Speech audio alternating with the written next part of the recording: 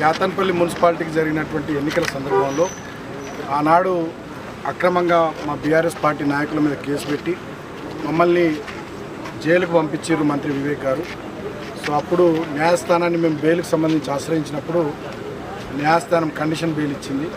So దాన్ని అనుసరించుకొని ప్రతి ఆదివారం రామకృష్ణాపూర్ పోలీస్ స్టేషన్లో సంతకం చేయాలనేటువంటి దాన్ని పాటిస్తూ ఈరోజు కూడా రామకృష్ణాపూర్ పిఎస్లో సంతకం పెట్టడానికి రావడం జరిగింది. సో ఈ సందర్భంగా ఇక్కడికి వచ్చినటువంటి మా పార్టీ నాయకులు, మున్సిపల్ చైర్మన్ గారు, కౌన్సిలర్లు అందరికీ హృదయపూర్వకంగా కృతజ్ఞతలు తెలియజేస్తూ, క్యాతన్పల్లి మున్సిపాలిటీలో పాలకవర్గం ఇప్పటికే కొలువు తీరింది. ఫస్ట్ కౌన్సిల్ మీటింగ్ త్వరలో జరగబోతూ ఉంది.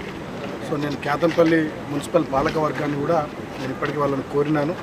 క్యాతన్పల్లికి సంబంధించి 3-4 ముఖ్యమైనటువంటి అంశాలు డెఫినెట్గా కౌన్సిల్లో తీర్మానం చేసి రాష్ట్ర ప్రభుత్వం దృష్టికి తీసుకురావాలని చెప్పి కోరడం జరిగింది. ముఖ్యంగా ఈ ప్రాంతంలో సింగరేణి కార్మికులు ఎక్కువ. మెడికల్ బోర్డు పెట్టకుండా గతంలో మేము ఇచ్చినటువంటి వారసత్వ ఉద్యోగాల పరంపరను కొనసాగించకుండా ఈ కాంగ్రెస్ ప్రభుత్వం అన్యాయం చేస్తూ ఉంది. కాబట్టి మెడికల్ బోర్డు పెట్టి కార్మికులను అన్ఫిట్ చేస్తూ వాళ్ళ పిల్లలకు కారుణ్య నియామకాలు ఇచ్చేటట్టుగా ప్రభుత్వం చొరవ తీసుకోవాలని చెప్పి ఒక తీర్మానం చేయాలని చెప్పి కౌన్సిల్ వాళ్ళని ఇప్పటికే నేను చైర్పర్సన్ గారిని, వైస్ చైర్మన్ గారిని కోరడం జరిగింది. అదేవిధంగా జీవో 76 కింద ఇదే రామకృష్ణాపూర్లో సింగరేణి ఖాళీ స్థలాల్లో ఇల్లు కట్టుకున్నటువంటి వాళ్ళకు సంబంధించి 3,363 కుటుంబాలకు పట్టాలు ఇచ్చినాం.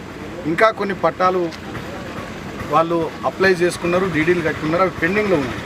కానీ ఇప్పటివరకు ప్రభుత్వం దాని మీద ఎలాంటి ముందడుగు చర్యలు తీసుకుంటలేదు. కాబట్టి ఇమీడియట్గా జీవో 76 కింద ఎవరైతే డీడీలు కట్టున్నారో వాళ్ళకి రామకృష్ణాపూర్ ఏరియాలో క్యాతన్పల్లి మున్సిపాలిటీ పరిధిలో పట్టాలు ఇచ్చే విధంగా ప్రభుత్వం చర్య తీసుకోవాలని చెప్పి తీర్మానం చేయాలని చెప్పి వాళ్ళకి కోరడం జరిగింది.